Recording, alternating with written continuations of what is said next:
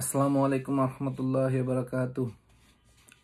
আশা করি সবাই ভালো আছেন, যে যেখানেই আছেন। আল্লাহর রহমতে আমিও ভালো আছি, আলহামদুলিল্লাহ।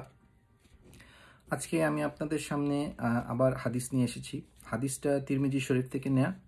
তো প্রথমে আমি হাদিসটা পড়ে যাব যেভাবে লেখা আছে, তারপরে আমি হাদিসটা সম্বন্ধে একটু বিশ্লেষণ করব। সো হাদিসটা হলো সুনান তিরমিজি থেকে নেয়া 413 নম্বর হাদিস। আবু হুরায়রা রাদিয়াল্লাহু তাআলা আনহু বলেন, আমি রাসূলুল্লাহ সাল্লাল্লাহু আলাইহি ওয়াসাল্লামকে বলতে শুনেছি, কিয়ামতের দিন বান্দার কাজসমূহের মধ্যে সর্বপ্রথম নামাজের হিসাব নেওয়া হবে। যদি নিয়মিতভাবে ঠিকমতো নামাজ আদায় করা হয়ে থাকে তবে সে নাজাত পাবে এবং সফলকাম হবে। যদি নামাজ নষ্ট হয়ে থাকে তবে সে ব্যর্থ ও বিপর্যস্ত হবে। যদি ফরজ নামাজের মধ্যে কিছু কমতি হয়ে থাকে তবে মহান আল্লাহ তাআলা বলবেন, দেখো বান্দার কোনো নফল নামাজ আছে কিনা, থাকলে তা দিয়ে ফরজের এই ঘাটতি পূরণ করা হবে। তারপরে সকল কাজের বিচার পালাক্রমে এভাবে করা হবে। সুবহানাল্লাহ, মাশাআল্লাহ, আলহামদুলিল্লাহ, আল্লাহু আকবার। সো ভাই ও বোনেরা, এখানে নামাজকে সবচেয়ে ইম্পর্টেন্সি দেওয়া হয়েছে ইসলামে। আমাদের নামাজ হলো আমাদের যে কোনো কাজের মধ্যে নাম্বার 1 প্রায়োরিটি লিস্ট। তো একটা মানুষের জীবিত থাকার জন্য সর্বপ্রথম যেটা দরকার সেটা হলো তার অক্সিজেন। অক্সিজেন ছাড়া একটা মানুষ কয়েক মিনিটের বেশি বাঁচে না, মারা যায়। সো সেইখানে আপনি এখন ধরেন চেষ্টা করেন যে 1 মিনিটের বেশি আমি, বা 1 মিনিট বা 30 সেকেন্ড বা 50 সেকেন্ড যে কোনো একটা সময় আমি শ্বাসটাকে ধরে রাখবো, এভাবে শ্বাস নিব না, এর জন্য কিন্তু আপনার আমলনামায় কোনো গুনাহ খাতা বা গুনাহ লেখা হবে না। এটা কোনো খারাপ কাজ করলেন না। তো কিন্তু যদি আপনি এক ওয়াক্ত নামাজ যদি করেন, বাদ দেন, মিস করেন বা ইভেন কাজাও করেন, এটার জন্য কিন্তু আপনার আমলনামায় লেখা হবে, যেটার হিসাব আপনাকে দিতে হবে। সো এখন চিন্তা করে দেখেন যে আমাদের জীবনের সবচেয়ে বেশি ইম্পর্টেন্ট তাহলে কী দাঁড়ালো? শ্বাস নেওয়ার চেয়েও বেশি হলো নামাজ। যে বেঁচে থাকার জন্য যে শ্বাসটা নেওয়া দরকার তার চেয়েও বেশি গুরুত্বপূর্ণ হলো এই নামাজ। সো ফরজ নামাজ তো আমাদের 5 ওয়াক্ত প্রত্যেকে আদায় করতেই হবে, তারপরে সুন্নত আদায় করতে হবে, তারপরেও নফল নামাজ আদায় করা উচিত। কারণ যখন আমাদের এই ফরজ নামাজে কোনো ঘাটতি দেখা দেবে, যেটা দেখা দিবে, কারণ এই কারণে বলতেছি আমি যে আমরা মানুষ, আমরা ভুল করবই, আমরা ভুল করি এবং আল্লাহ ক্ষমা করে আমাদেরকে, এই জন্য আল্লাহ ক্ষমা রাখছেন। আর ভুলটা এখানে আসতেছে কারণ এখানে ইবলিশ শয়তান এবং তার সাঙ্গপাঙ্গ দল বল নিয়ে সব সময় প্রতিটা মুহূর্ত আমরা ঘুমাই, কিন্তু তারা কিন্তু ঘুমায় না। তাদের একদল ঘুমাইলে আরেক দল জাগনা থাকে। সো এরকম প্রতি মুহূর্তে তারা মুসলমানদের পিছনে লাইগা আছে যে কিভাবে তাদেরকে ইসলামের পথ থেকে সরায় নেওয়া যায়, কিভাবে আল্লাহর ইবাদত থেকে তাদেরকে সরায় নেওয়া যায়, কিভাবে আমাদের ইবাদতে আমাদের ইমানকে দুর্বল করা যায়। তো সেই জন্য বলতেছি ভাই, তাদের চেয়েও আমাদেরকে অনেক বেশি কাজ করতে হবে, অনেক বেশি স্ট্রং হতে হবে। আর আপনার ইমানকে যদি আপনি আরও জোরালো আরও মজবুত করতে চান, তার জন্য কিন্তু আপনাকেই কাজ করতে হবে। যে ইমানকে মজবুত করার জন্য আপনাকে যেটা সবচেয়ে ভালো, যেটা আমি শুনছি, সেটা হলো গিয়া যখনই সময় পাবেন আল্লাহর জিকিরে থাকবেন। জিকির আপনার ইমানকে অনেক মজবুত করে।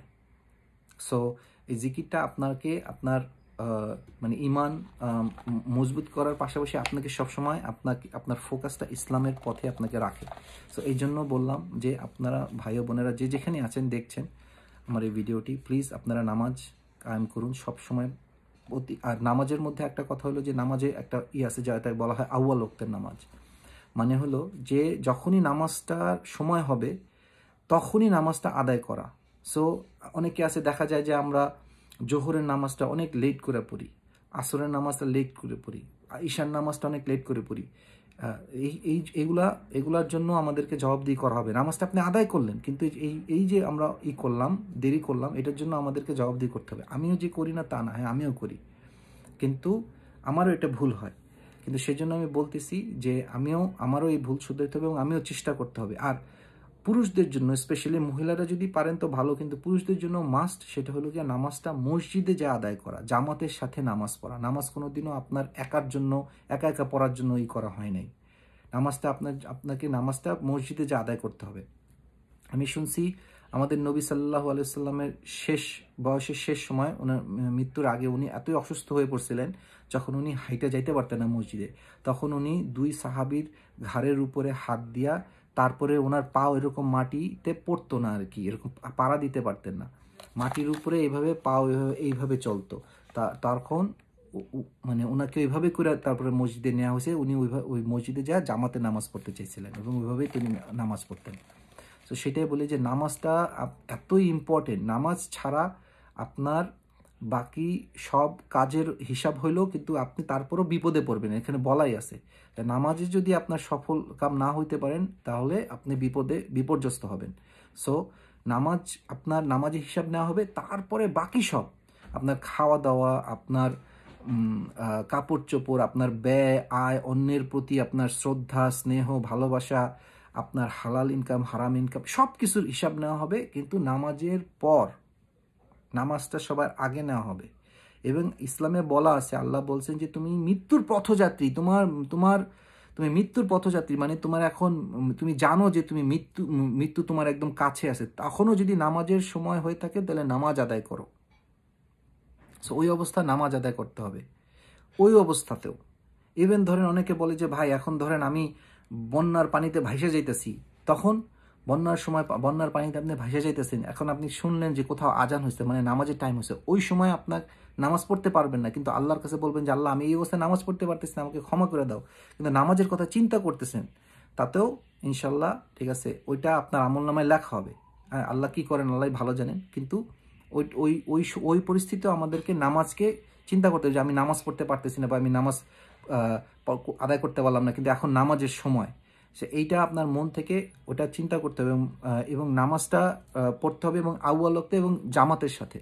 সো আমি বলতেছি না যে মাস্ট পড়তেই হবে, কিন্তু আপনার চেষ্টা করতে হবে যে আউয়াল ওয়াক্তে পড়ার এবং মসজিদে যায় জামাতের সাথে নামাজটা আদায় করার।